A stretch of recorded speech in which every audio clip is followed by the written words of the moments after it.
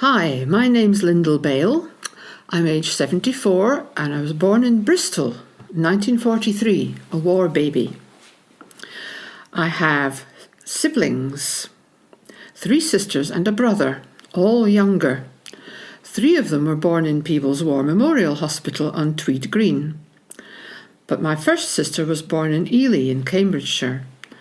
The family moved to Scotland at the end of 1945. My father was a history teacher. He qualified just as the war started in 1939, and his first 3 jobs were vacancies left by other teachers who'd been called up. My father was called up early on, but was found to be unfit for military service with a broken elbow that had never been properly set when he was 8 years old, because the family were too poor to afford such medical care. He got a vacant post at Merkston Castle School in Edinburgh, which lasted only a few months. That was in 1945. The previous teacher was demobbed and returned to claim his job back. My mother was an Edinburgh girl and wanted to stay in Scotland, so Dad applied for real teaching posts now that the war was over. And he came to Peebles High School as principal teacher of history in December 1946, where he stayed until his retirement in 1977. My grandparents, the paternal grandparents, lived in Bristol. Grandfather Smith was a lay preacher in the Plymouth Brethren and was always away saving souls, so I never saw him much. Grandma Smith was a well-meaning, somewhat remote lady who did not seem to like us very much. Maternal grandparents Harris in Oswestry, Shropshire, had a small holding and ran a B&B in the village of Whittington. I loved visiting there. It was so exciting to feed the chickens and be chased by hissing geese. I was terrified of the old English sheepdog that rushed barking fiercely at everybody to the end of its chain, so it never got me. Grandma Harris loved children and played with us. Grandad Harris was her second husband and had 3 daughters of his own. They used to keep in touch when I was little, but after Grandma died I never heard from any of them again, and if my mother did, she never said. We started life in Peebles when I was 3 in early 1947. Our home was 18 Weems Place, which backs onto the cemetery. Our house was definitely middle class. We had mains water, mains electricity, an inside bathroom and toilet, and a telephone. Hot water was on tap, with a thermostat in the tank in a cupboard in the living room. We moved to 23 Edderston Road soon after I started school in 1948, and we lived there through the 1950s till I was 17. Our family expanded. 2 sisters were born, 1948 and 1952, and a brother in 1954. So that was 5 children, and we were a family of 7. I was given the wee room above the front door, which had pretty rosebud wallpaper. My sister Gillian was given the room downstairs at the end of the lobby next to the living room. She couldn't share with anybody. She liked her own space. Parents had the back bedroom. The front bedroom was bigger because it had to get more beds in it. Unfortunately, I had to keep vacating my room for Auntie Kate. That was my mother's aunt, who stayed with us a lot because she was often not well. She was a huge influence in my infant years, a retired primary teacher. She taught me to read and write before I went to school. Mum didn't go out to work then. In common with most middle-class women, she was a full-time mum with 5 kids, aged 12 to 0.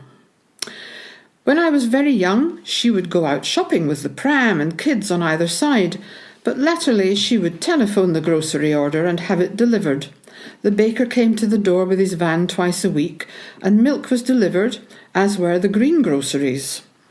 Edderston Road was a very quiet street. Another teacher's family lived a few doors down, but they were all boys, and the headmaster's family lived even further down, who were also boys. It took me a long time to be accepted by them. Otherwise, the area was idyllic. We had a burn in the back garden, a field opposite with climbable trees, a field at the back which was part of the sheep auction area. It filled up every August for the lamb sales with huge huge lorries and the haunting bleating of sheep, and boys yelling, "Hup, hup, hup," to get the sheep to move. We were allowed to sit up the back of the auction ring to watch. It was fascinating. Further up the road was the old golf course, which was perfect for sledging in winter and perfect for campfires to cook potatoes and sausages in the summer. As a family, we went on holiday every summer to a different place as long as it had a beach. Otherwise, North Berwick was our beach picnic place. The outdoor pool there was the coldest place in the world. We also went on family picnics to the hills and valleys of the borders, the Meldons, Megget Water, where we could swim, Drumelia and Manor Valley, and St Mary's Loch. After 1952, we had a big car, an Austin Hereford, which could take all 7 of us. Auntie Kate had died and left everything to Mother, so there was a bit of money. We were sent to Sunday school. We joined the parish church. My parents went to communion to keep their membership going. They felt it was a duty to be Christians, but were very diffident about it. Their own childhoods had been very much influenced by church going, and I think they were glad to be able to please themselves, having escaped from their parents. I understood the church as a way into community life, and I tried to be interested in church, other activities, but didn't get much encouragement. Edinburgh was our nearest town, of course, and we visited it often by bus or train. I was always sad because everywhere there was rubble and building equipment, men working, and a sense of it wasn't finished yet.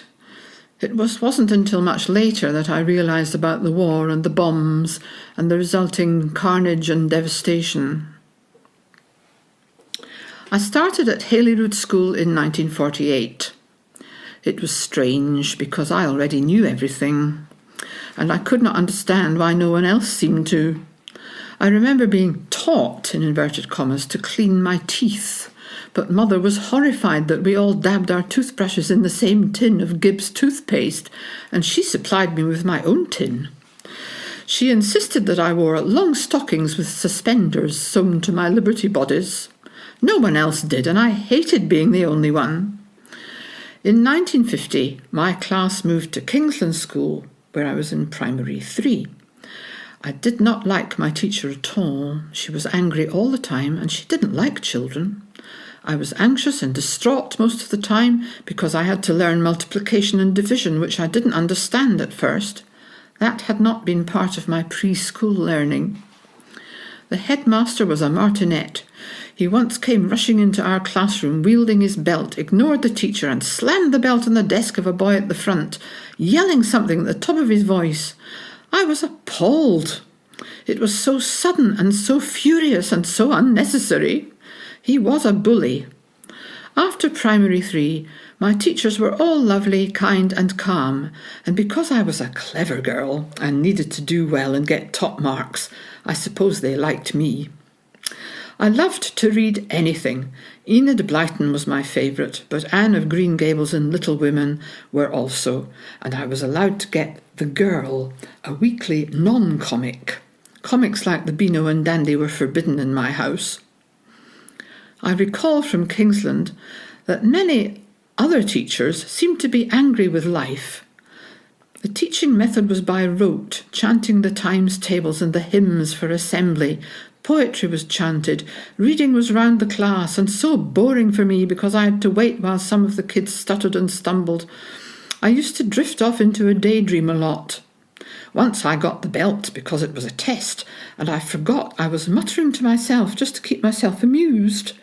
Teacher said, "Who's talking?" and everybody looked at me.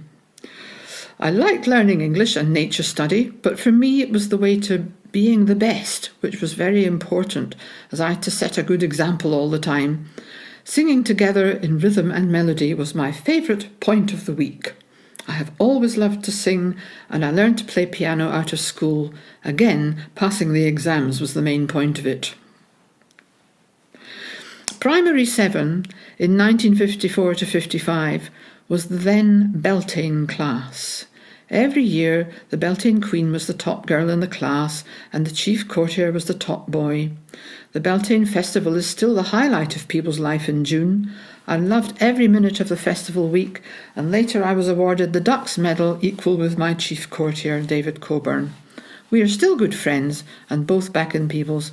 It is worth mentioning that I was also in the netball team, and that year we won the County Netball Cup. And of course we sat the qualifying exam for the high school. So in September 1955 we went to Peebles High School, Peebles Borough and County High School. I was in class A1A, which was the Latin class. A1B was for boys who did French and technical drawing, and A1C was for girls who did French and domestic science, as it was known then. Those who did not pass the qualifying went into the B stream and left at age 15. They did not learn foreign languages. Peebles High, being the county high school, had bright kids from Innerleithen, Walkerburn, Broughton and West Linton areas who were bussed in every day and bussed home again. It must have been hard for them if they were chosen for teams and other activities. It was hard for me to be in my father's class for history. It made a difference to my relationship with others in my class. I enjoyed French and English and music, although that was just singing and not much else. There were no musical instruments or an orchestra then. Extracurricular activities were more interesting, and I loved hockey, singing in the choir and going on a school trip to Switzerland at age 15. I passed 3 Hires at age 16, English, French and Latin, which gave me university entrance qualifications. By the time I was to enter 6th year, I and one other girl who did science and maths were the only girls left from the original A1A. But the family left Peebles in 1960 to live in Edinburgh, and I spent my 6th year at Gillespie's High School. Clubs and hobbies were mainly through the brownies and the guides, through the 50s. I loved learning through doing from people who were not teachers. I loved my brown owl and wished she was my mum, because she was outgoing and interested in playing with us and giving us interesting things to do. She sang a lot, and we had lovely singing sessions around the toadstool and singing games. We learned lots of practical things for our badges and became first-class brownies so that we could join the guides and go to camp. I loved camping, with ancient heavy bell tents left over from the war, and being away from it all in a field for a week. We learned woodcraft and campfire cooking, which we carried on doing in our free time and in the holidays. I was a girl guide till I was 17 and did my Queen's Guide Award, a great honour. My favourite thing were the campfire sessions. Singing again. We had bikes and cycled everywhere because the roads weren't busy then. Walking was another pastime, and we hiked in the hills and made fires to cook our sausages and make tea. We didn't have money then, so no gadgets or cameras, and of course mobile phones were not invented. We always took 3 pennies for the public telephone box in case we needed help, and the bus fare back if we were too far away. I sang in the parish church choir. I had a few months teaching in the infant Sunday school, but didn't enjoy that much. Piano lessons and practice took up my time, and choir rehearsals. And Christmas was the busiest time of year, with lots of parties, with Scottish dancing, which we learned at school, and everyone knew all the dances. Were the 50s fabulous? I suppose I was too busy growing up to notice. They did not seem to be fabulous between the ages of 7 and 17. The world changed a lot during those 10 years, and life was very different after Elvis and Tommy Steele. We had made our own entertainment, with live musicians playing accordions for dancing. Most people did not have a record player then. Nowadays, with modern technology and more money available, the kids have fabulous facilities at school. Most people have simple recording machines and cameras. There are so many opportunities for young people now. I believe the end of the 50s was the beginning of modern life.